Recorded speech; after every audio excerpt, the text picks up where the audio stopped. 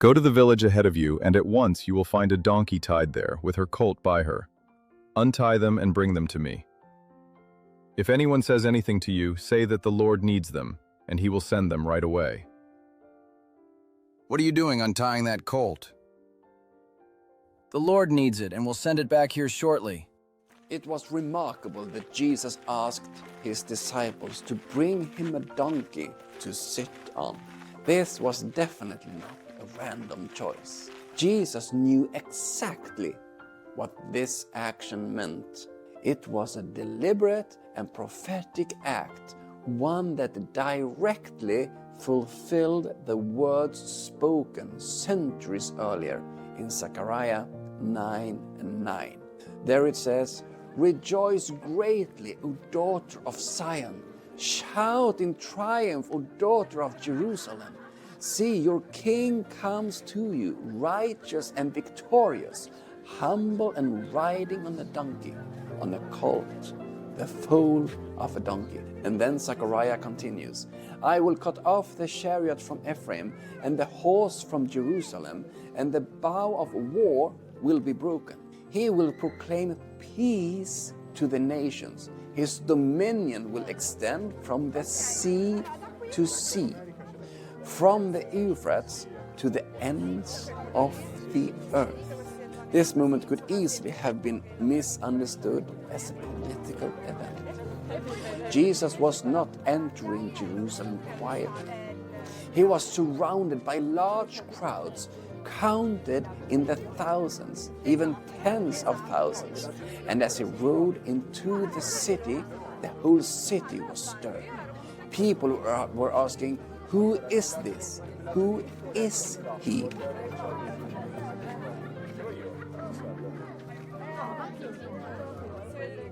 "Hosanna to the Son of David!" "Blessed is he who comes in the name of the Lord. Peace in heaven and glory in the highest." Hosanna in the highest heaven. Blessed is the coming kingdom of our father David.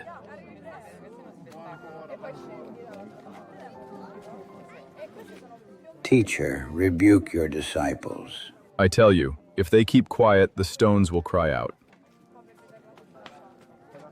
"Who is this?" "This is Jesus, the prophet from Nazareth in Galilee." To gather thousands of followers and present oneself as a king in such a setting could easily have sparked a revolt. And yet, Jesus did never call for one. It was rather his disciples and his followers who may have expected it. Their hope for a restored Israel without Roman intervention was strong. At the same time, Jesus consistently downplayed his messianic identity. Again and again, he rebuked both people and even demons who openly declared who he was.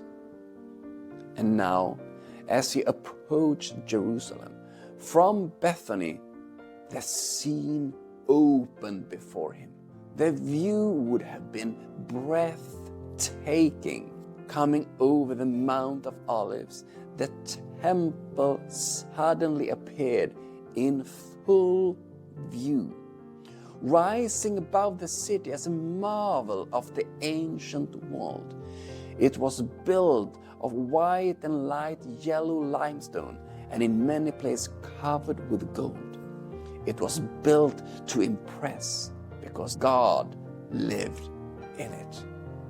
If the sun was shining, the reflection from the gold and the bright stone was almost blinding, since you had the sun in the back that shone on the temple. It was the largest complex in Jerusalem, and its remains still stands today as a testimony of its former greatness. This was the religious center of Judaism. It was here that God's presence dwelt. And from here, the Jewish authorities exercised their authority. This was where the high priest and the Sanhedrin, the highest Jewish council, had their seats. But the temple was not only a religious institution.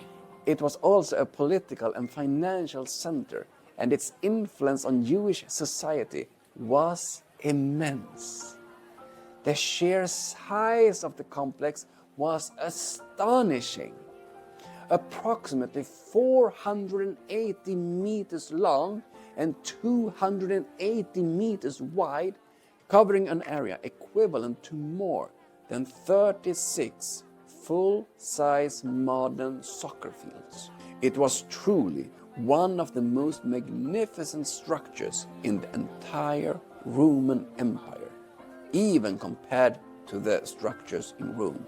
And during the great festivals, Pesach, which is our Passover, Shavuot, the Feast of Pentecost, celebrates 50 days later, and Sukkot, the Feast of Tabernacles in the autumn, Jerusalem was filled with pilgrims. Within the temple area, a whole system was already in motion. Money changers were present throughout the complex, which enabled pilgrims to exchange their Roman and local coins for currency that were acceptable within the temple. With these coins, they could purchase what was needed for their sacrifices. All sacrificial animals had to be without blemish. For those who traveled from far away, bringing a perfect animal was often impractical, if not impossible. It was therefore far easier to purchase the acquired animal on site, so you didn't have to bring it all the way.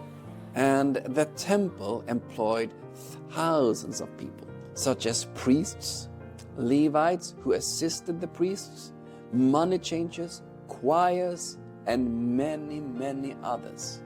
And to sustain this entire system, an annual temple tax was collected from every Jewish male aged 20 and above, both in Judea and throughout the whole diaspora and throughout the whole Roman Empire and even in the Persian Empire. One could even speak of a temple-based economy in Judea, with Jerusalem's economy heavily dependent on the temple and its activities. And it was this entire system that Jesus now entered. As he rode into Jerusalem, he was not entering a quiet religious space. He was stepping into the very center of power and religion, surrounded by thousands and even tens of thousands that welcomed him.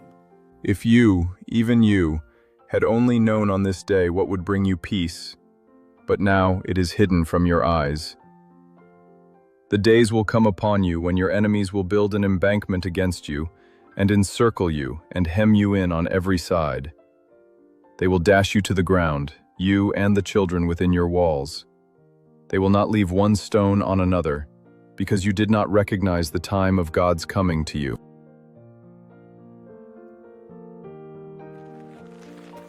As evening approached, Jesus returned from Jerusalem to Bethany, and we can well imagine that the disciples were filled with wonder.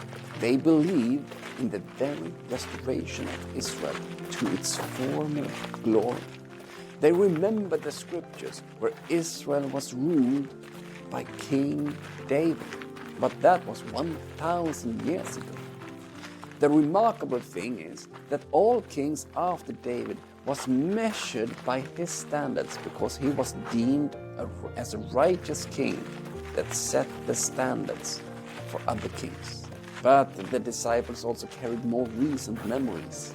The Maccabees, who had defeated the Greek Seleucid Empire just 170 years earlier and whose family had ruled Israel from Jerusalem for approximately 100 years before Rome took the control. All of this lived in their expectations as they saw Jesus as the son of David and the righteous descendant as king. And as they walked back toward Bethany that evening, one question remained. Would Jesus now restore Israel to its former glory? But what would happen next would take their breath away. Watch the next episode to see how the story unfolds. And don't forget to subscribe to this channel if you like it, and click in the bell so you don't miss any of the videos, because we will upload a new video every day during Passover. So click the bell so you don't miss a thing during Passover. God bless you, my friend.